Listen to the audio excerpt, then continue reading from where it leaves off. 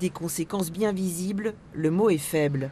Quelques jours après l'incendie qui a totalement détruit 5 bateaux et en a endommagé 2, l'opération de dépollution a commencé mais le travail est colossal.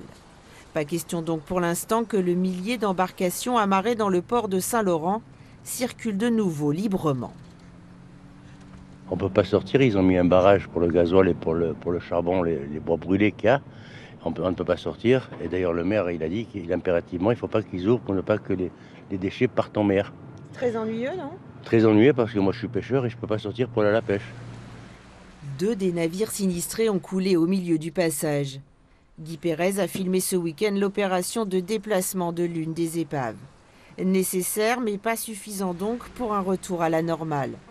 Sur le chantier naval situé au fond du port, l'activité est très fortement perturbée. Une situation plus ou moins pénalisante pour les clients. C'est un peu compliqué. Moi, ça ne me dérange pas trop parce que je n'avais pas trop l'intention de naviguer là, puisque je viens de sortir mon bateau de carénage. Mais pour certains, dont un de mes amis qui doit partir en Grèce et qui ne peut pas partir, quoi, voilà. Maxime Lamblot, lui, était sur ce même quai mercredi soir dernier. C'est de là qu'il a fait ces images. Aujourd'hui, ce loueur de bateau, encore un peu choqué, n'a plus d'activité. Ce week-end, c'était prévu que je sorte avec des clients et puis finalement, ça a été repoussé. C'est compliqué, gênant? Beaucoup.